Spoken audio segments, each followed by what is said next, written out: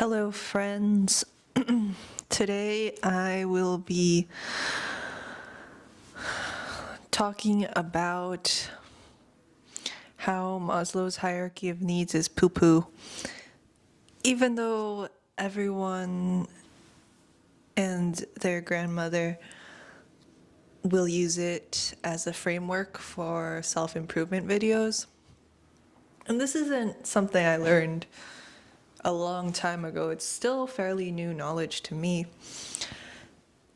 But changing my mind about and changing my perspective about what humans actually need to thrive has made a huge difference in my life, and I think this is really important knowledge that all should know.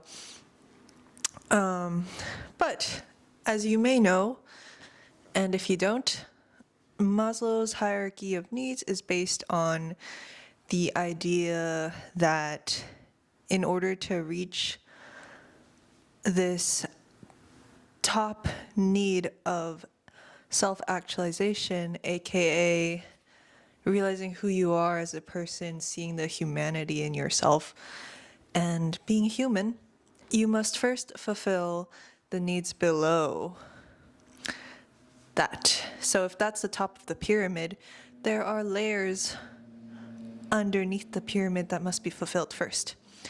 And at the very bottom of the pyramid are the needs of food, shelter, those kinds of things. I actually don't remember. Sleep, maybe, is one of them. Very physiological based needs. And once you have those needs fulfilled, the next layer is other stuff, like, I don't know, community. And then the next layer is like, oh, spirituality. And then finally the top layer, self-actualization. The argument is that those base layer of needs are fundamental for survival, and without those needs, we would cease to exist, and we would die.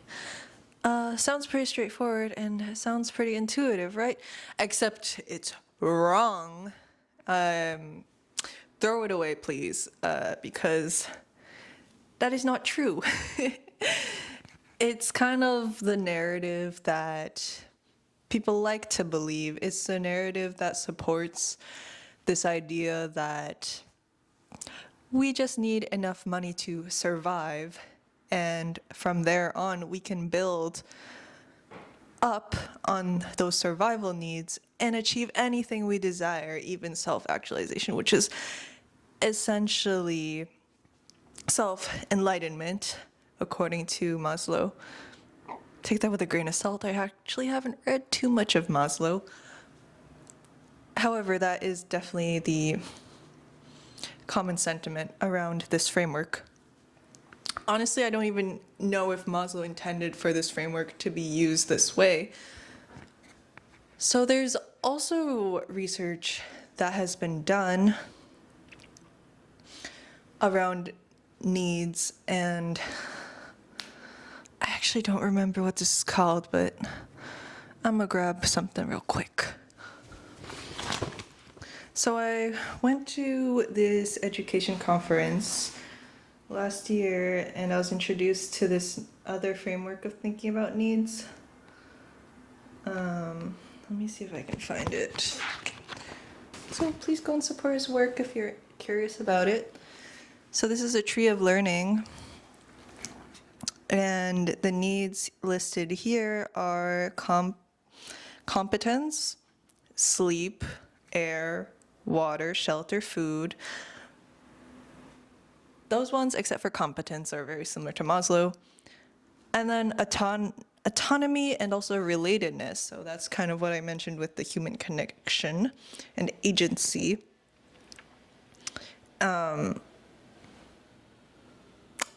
Yeah, and then those are your individual needs, but they're also linked to organizations and society as a whole. So, I really believe that this framework makes a lot more sense than Maslow's hierarchy. So,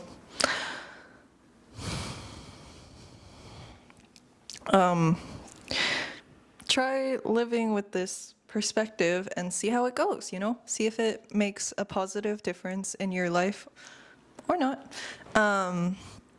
And I guess I should give you some personal examples for this. I think I will make a video about this too in the future, but I am neurodivergent.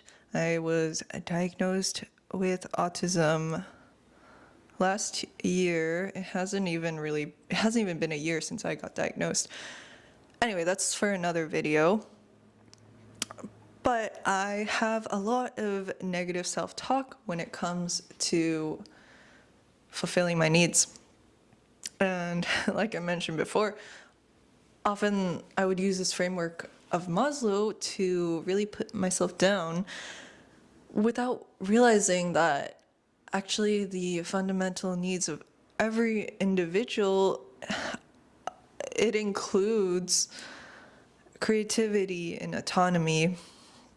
And we all have this internal drive to connect with others, but also maintain our individuality, maintain the ability to make our own choices.